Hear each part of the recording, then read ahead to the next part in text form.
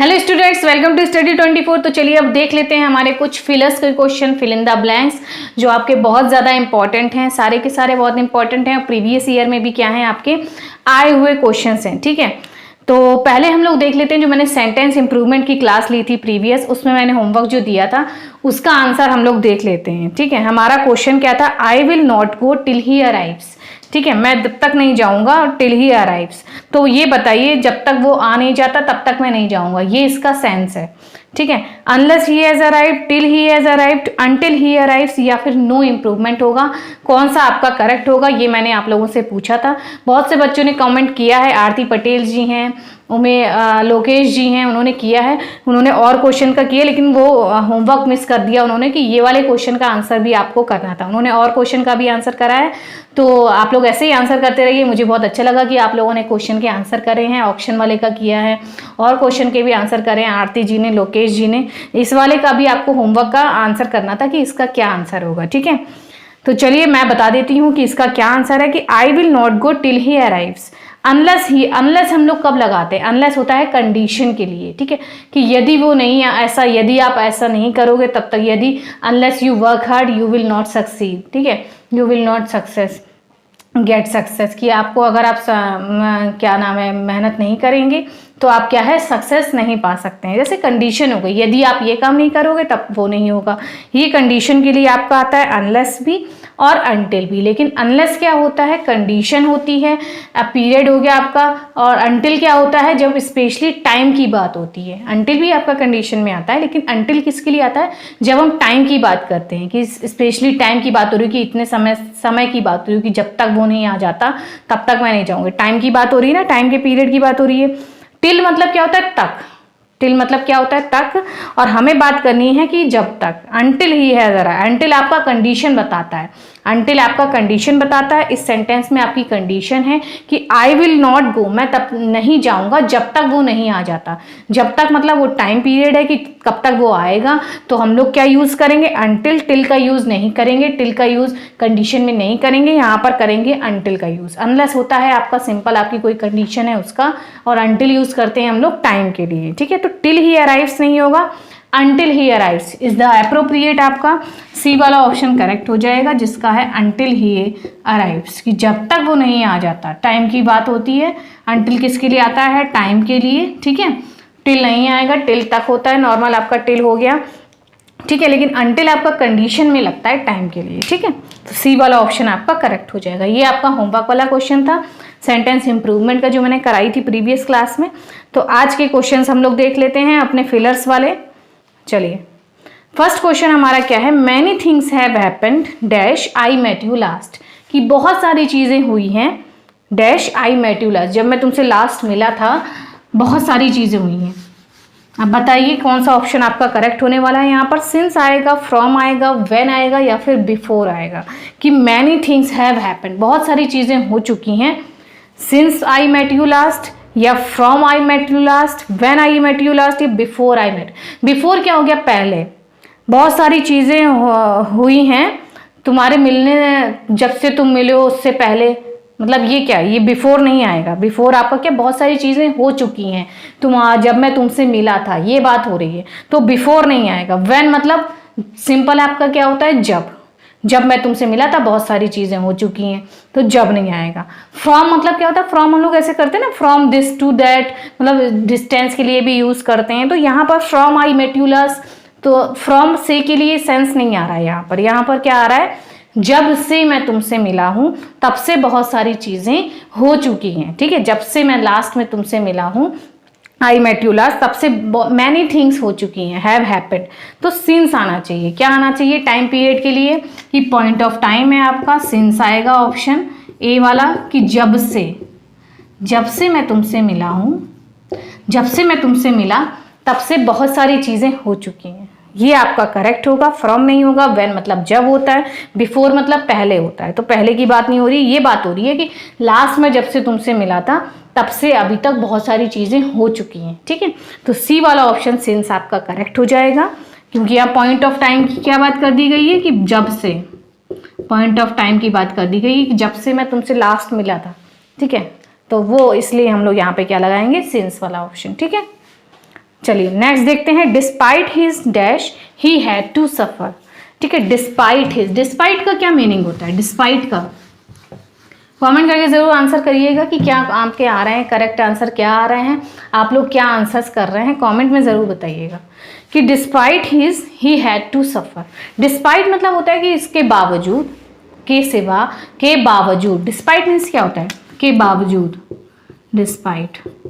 और एक होता है in spite, in spite of. देखिए in spite of, despite of, दोनों का क्या सेम मीनिंग होता है? के बावजूद, के बावजूद मीनिंग होता है। लेकिन इन स्पाइट के साथ हम लोग ऑफ प्रपोजिशन का यूज करते हैं और डिस्पाइट के साथ हम लोग कोई भी नो प्रपोजिशन का यूज करते हैं। ये बहुत इंपॉर्टेंट रूल है, आपका स्पॉटिंग एरर में या आपका फिलर में या सेंटेंस इंप्रूवमेंट में बहुत ज्यादा आता है। इन दोनों में क्या आता है कि डिस्पाइट के बाद ऑफ लगा देंगे या इन स्पाइट के बाद ऑफ नहीं लगाएंगे। तो इन स्पाइट के बाद ऑफ आता है और डिस्पाइट अपने आप में इन स्पाइट ऑफ होता है। क्या होता है? इन स्पाइट ऑफ लेता है अपने आप में। तो डिस्पाइट के बाद हम लोग कोई भी प्रपोजिशन का यूज नहीं करते हैं और दोनों का मीनिंग सेम होता है, के बावजूद। तो डिस्पाइट हिज, के बावजूद, ही हैड टू सफर, उसे सफर करना पड़ा। किसके बावजूद? उसके इनोसेंस के, फॉल्ट के, पनिशमेंट के या नेग्लिजेंस के। देखिए नेग्लिजेंस क्या हो गया? लापरवाही, उसके लापरवाही के बावजूद उसे सफर करना पड़ा। दोनों कॉन्ट्राडिक्ट बातें हो गई। अगर लापरवाही की है तो सफर करना पड़ा तो सही चीज होती। तो डिस्पाइट का यूज क्यों लगाया है? यानी कि यहाँ पर एक क्या सेंस आ रहा है कि वो पॉजिटिव चीज का, कि भाई इस अच्छी चीज के बावजूद भी उसको क्या है, दुख सहन करना पड़ रहा है, उसको सफर करना पड़ रहा है। तो यहाँ पर पॉजिटिव वर्ड्स हमारे क्या है? नेग्लिजेंस तो लापरवाही हो गई, पनिशमेंट दंड हो गया, फॉल्ट गलती हो गई। ये सब क्या है? आपके नेगेटिव वर्ड्स हैं। हमें पॉजिटिव वर्ड क्या मिल रहा है? इनोसेंस, कि भाई उसकी इनोसेंस के बाद भी, वो बेगुनाही के बाद भी वो बेगुनाह है, फिर भी उसको क्या है? सफर करना पड़ा है। ठीक है, ये मीनिंग आपका करेक्ट होगा कि किसके बावजूद, उसकी पॉजिटिव चीज के बावजूद उसको नेगेटिव चीज करनी पड़ रही है ना, इसीलिए नेगेटिव वाले आप एलिमिनेट कर दीजिए कि उसकी गलती के बावजूद उसे सफर करना पड़ा।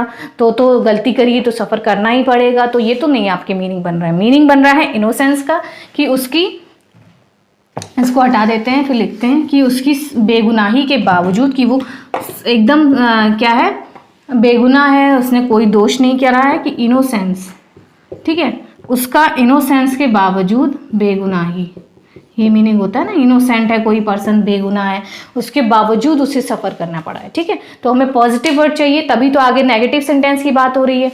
अगर आगे नेगेटिव सेंटेंस होता तो हमें क्या चाहिए होता? नहीं, आगे नेगेटिव है तो हमें पॉजिटिव चाहिए कि उसे सफर करना पड़ रहा है। क्यों? क्योंकि उसकी अच्छी चीज के बावजूद।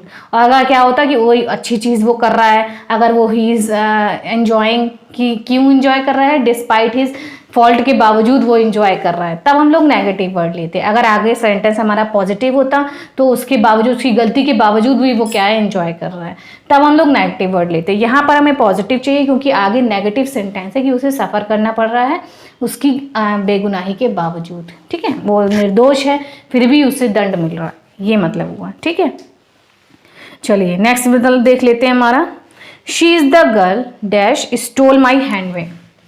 यह वह लड़की है, शी इज द गर्ल, यह लड़की है, स्टोल माई बैग। स्टोल मतलब क्या? चुराया है मेरा बैग, चुराया है मेरा bag. Which stole my bag, who stole my bag, हुम स्टोल माई बैग, या फिर दैट स्टोल माई बैग।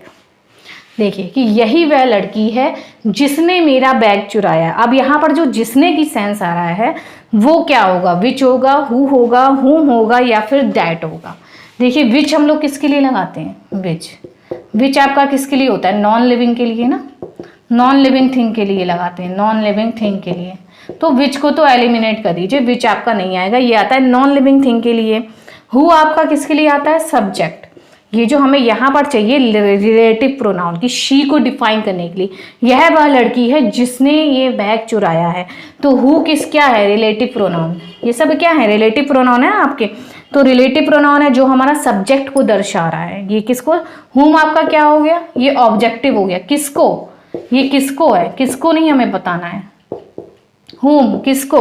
तो शी इज द गर्ल किसको बैग चुराया है, किसको नहीं, हमें चाहिए ऑब्जेक्टिव केस, हमें चाहिए ऑब्जेक्टिव वाला प्रोनाउन। किस वो ऑब्जेक्टिव तो ये हो गया होम, सब्जेक्टिव चाहिए हमें। क्या चाहिए? सब्जेक्टिव, कि भाई शी को डिफाइन करने के लिए हमें सब्जेक्टिव रिलेटिव प्रोनाउन चाहिए जो हमारा क्या है? हु। दैट तो आपका दैट कोई थिंग हो गई है, वो हो गया कि वह चुराया है मेरा बैग, ये तो नहीं होगा, ठीक है। तो आपका है she is the girl who stole my hand bag, कि जिसने मेरा बैग चुराया है यह वह लड़की है, ठीक है। तो हु आपका करेक्ट हो जाएगा, रिलेटिव प्रोनाउन हु का यूज होगा क्योंकि ये आपका किसके लिए, लिविंग थिंग के लिए यूज किया जाता है, ठीक है। चलिए नेक्स्ट देख लेते हैं। नेक्स्ट आपका क्या है, नेक्स्ट देखिए आपका, please do not dash me, it is a request. Please do not कि क्या मत करो, प्लीज ये मत करो, me it is a request ये एक रिक्वेस्ट है। क्या, डिस्पैरेज, टैसिट, डिसल्टरी या फिर टेनेबल, क्या मीनिंग होगा आपका। डिस्पैरेज मीन्स क्या होता है, किसी को हीन मतलब करना, ठीक है, किसी को नीचा दिखाना, किसी की इंसल्ट करना। तो please do not insult me, disparage me, it is a request, यह विनती है, हो सकता है ये। टैसिट मीन्स होता है म्यूट, मौन, साइलेंट। तो प्लीज डू नॉट साइलेंट मी, ये तो नहीं होगा कि भाई मुझे साइलेंट मत करो। डिसल्टरी क्या होगा, डिसल्टरी मीन्स अव्यवस्था आपकी हो गई, डिसल्टरी वो भी नहीं होगा, please do not desultory me. Tenable means क्या होता है, टेनेबल मीन्स होता है आपका बिल्कुल वैलिड कोई चीज़ है, ठीक है, कोई वैलिड तथ्य है आपका, वैलिड कोई टेनेबल है ये चीज़। तो प्लीज डू नॉट वैलिड मी, ये भी नहीं होगा।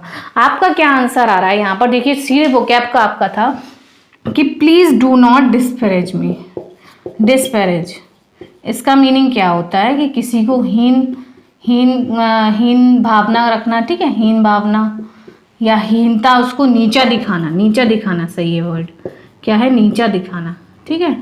इंसल्ट करना कि please do not insult me, मुझे डिस्पैरेज, मुझे नीचा मत दिखाइए, यह एक रिक्वेस्ट है, इट इज़ अ रिक्वेस्ट। तो डिस्पैरेज आपका करेक्ट एप्रोप्रिएट जो आपको फिलर को कंप्लीट कर रहा है वो है आपका डिस्पैरेज वर्ड, ठीक है। टैसिट मतलब म्यूट हो गया, साइलेंट हो गया, डिसल्टरी अव्यवस्था आपकी हो गई, और टेनेबल हो गया वैलिड कोई चीज़ है, ठीक है। तो वैलिड का कोई मतलब नहीं है, डिस्पैरेज मतलब मुझे इंसल्ट मत करो। तो ये वोकैब अगर आपकी अच्छी होगी तो आप ये क्वेश्चन कर सकते हैं, आपको मीनिंग पता होंगे, तो डू नॉट इंसल्ट ही होना चाहिए। तो इसीलिए मीनिंग आपका वोकैब सेक्शन बहुत अच्छा होना चाहिए, ठीक है। चलिए नेक्स्ट देखते हैं। नेक्स्ट क्वेश्चन क्या है हमारा, I always fall dash old friends in times of need, ठीक है। आई ऑलवेज फॉल, आई और मैं हमेशा फॉल क्या करता हूँ, old friends in times of need, मतलब ज़रूरत के समय पर पुराने दोस्तों का क्या करता हूँ, फॉल। फॉल के बाद क्या आएगा, फॉल ऑफ होता है, फॉल बैक ऑन होता है, फॉल थ्रू होता है या फिर ओवर होता है, क्या होता है फॉल ओवर, बताइए। फॉल ये जो फ्रेजल वर्ब है आपकी, क्या है ये सारी फ्रेजल वर्ब, फॉल के साथ एक एक आप अगर आगे लगाएंगे ये प्रपोजिशन तो उनका क्या बन जाएगा, फ्रेजल वर्ब। तो देखते हैं हमारा क्या है फ्रेजल वर्ब, फॉल ऑफ, और आपका क्या है, fall back on, fall back on, और क्या है आपका, फॉल थ्रू, फॉल थ्रू, और क्या है, फॉल ओवर, फॉल ओवर। ये आपकी क्या है, फ्रेजल वर्ब्स, ये आपकी क्या है, फ्रेजल वर्ब्स। इनका एक डेफिनेट मीनिंग होता है कि एक वर्ब है उसके साथ जब प्रेपोजिशन का यूज करते हैं तो क्या हो जाती है, वो फ्रेजल वर्ब। इनका एक मीनिंग है कि I always fall old friends. अब देखिए फॉल ऑफ का मीनिंग क्या होता है, फॉल ऑफ मतलब कोई चीज़ डिक्रीज हो रही है, फॉल ऑफ हो रहा है किसी चीज़ में, ठीक है, किसी के प्राइस में फॉल ऑफ हो रहा है, किसी की कोई चीज़ कम हो रही है, डिक्रीज हो गया, ठीक है, ये डिक्रीज का सेंस होता है फॉल ऑफ मतलब। फॉल बैक ऑन होता है किसी का सहारा लेना, ठीक है, सपोर्ट लेना, सपोर्ट, इन ज़रूरत के समय पर हम लोग किसी का सपोर्ट लेते हैं, सहारा लेते हैं, वो हो गया। फॉल थ्रू मतलब क्या होता है, कोई चीज़ फॉल थ्रू हो गई है, यानी क्या हो गई है, कैंसिल हो गई है भाई, कैंसिल हो गई है कोई चीज़, या क्या हो गया है आपका, कैंसिल कर दी गई है, या आपको वो चीज़ हो नहीं पा रही है तो वो क्या होगा आपका, कैंसिल हो गया, क्या बोलते हैं, फेल हो गई कोई चीज़, तो वो फॉल थ्रू होता है, फॉल थ्रू। फॉल ओवर क्या होता है कि कोलैप्स हो जाना, गिर जाना, गिरना, ठीक है, वो आपका क्या हो जाता है, फॉल ओवर क्या होता है, कोलैप्स होना, गिरना, जैसे गिर गए हम लोग या कोलैप्स हो गए तो वो आपका फॉल ओवर होता है। तो अब बताइए, आई ऑलवेज फॉल ओवर होगा कि भाई मैं गिरता हूँ ओल्ड फ्रेंड्स पे, या मैं कैंसिल होता हूँ ओल्ड फ्रेंड्स पे, या मैं सहारा लेता हूँ ओल्ड फ्रेंड्स का, या मैं फॉल ऑफ डिक्रीज होता हूँ ओल्ड फ्रेंड्स का, क्या होगा। देखिए आपका एप्रोप्रिएट क्या आ रहा है यहाँ पर, फॉल बैक ऑन, कि मैं उनका क्या है, सहारा लेता हूँ ओल्ड फ्रेंड्स का इन टाइम्स ऑफ नीड, ज़रूरत के समय पर मैं उनका फॉल बैक मतलब आप ऐसे याद रखिए कि फॉल बैक ऑन मतलब उनका बैक क्या, पीठ लेता हूँ, उनकी सहारा लेता हूँ, फॉल बैक ऑन जब ताकि मैं गिरूं तो वो संभाल लें। तो फॉल बैक ऑन को आप ऐसे याद रख सकते हैं कि जब मैं गिरता हूँ तो उनकी पीठ का मैं सहारा लेता हूँ। फॉल बैक ऑन कि हम भाई ज़रूरत के समय पर ही दोस्त काम आते हैं, रिलेटिव्स हो गए, आपके दोस्त हो गए, फ्रेंड्स हो गए, क्या ज़रूरत के समय पर ही तो काम आ रहे हैं। तो वही आप ऐसे याद कर सकते हैं कि फॉल बैक ऑन का मतलब होता है सहारा लेना, सपोर्ट लेना। तो यहाँ पर करेक्ट आपका क्या है, I always fall back on old friends in times of need. ठीक, तो बी वाला ऑप्शन आपका करेक्ट हो जाएगा। ये कौन से ऑप्शन में, बी वाले में। इसे नोट कर लीजिए, फ्रेजल वर्ब्स आपकी बहुत इंपॉर्टेंट है। चलिए नेक्स्ट देख लेते हैं। नेक्स्ट आपका क्या है, नेक्स्ट आपका है होमवर्क। ये आज के क्वेश्चन हो गए हैं ये। अब मैं आपको दे रही हूँ एक फिलर का होमवर्क, आप लोग प्लीज़ करके लाइएगा। जो करके लाएगा मैं इसका आंसर उसका नाम लूँगी नेक्स्ट क्लास में, तो प्लीज़ ज़रूर करके लाइएगा। इससे आप लोगों की तैयारी भी होती है, मुझे भी लगता है कि भाई बच्चे देख रहे हैं एंड तक वीडियोस, उन्हें समझ में आ रहा है, उनकी कैसी तैयारी चल रही है, आपके आंसर से ये भी पता लगता है। ठीक है, तो आज का क्वेश्चन आप ले लीजिए होमवर्क का हमारा। आज का क्वेश्चन है, had you told me earlier I dash the meeting, have attended, had attended, would have attended या फिर अटेंडेड। ये मैं पहले भी करा चुकी हूँ। ठीक है, ये मैं पहले भी क्वेश्चन करा चुकी हूँ, इसलिए मैं होमवर्क में दे रही हूँ कि आप लोगों को पता होगा ये कैसे करना है। तो प्लीज़ आप लोग कमेंट करके बताइएगा ABCD में से कौन सा इसका आंसर है और किस तरीके से आपने आंसर निकाला, ये भी बताइएगा। ठीक है, आंसर A है लेकिन A क्यों है ये भी पूरा एक्सप्लेन करके लिखिएगा, तो मुझे लगेगा आप लोग को समझ में आ रहा है, मतलब आप लोग को पता है, केवल तुक्का नहीं लगा रहे हैं। ठीक है, तो आज के ये इंपॉर्टेंट फिलर्स थे आपके, फिल इन द ब्लैंक्स थे, सारे के सारे बहुत इंपॉर्टेंट रूल पर थे आपके। ये जैसे फ्रेजल वर्ब पे भी बहुत आपके फिलर आ जाते हैं, तो ये भी फ्रेजल वर्ब आप नोट कर लीजिए कि किसका क्या मीनिंग होता है। ठीक है, और होमवर्क ज़रूर करके लाइएगा। तो मिलती हूँ आपको नेक्स्ट वीडियो में ऐसे इंपॉर्टेंट क्वेश्चंस के साथ, इंपॉर्टेंट टॉपिक के साथ, आपके MTS के लिए जो सब इंपॉर्टेंट है। देखते रहिए वीडियोज़। Thank you.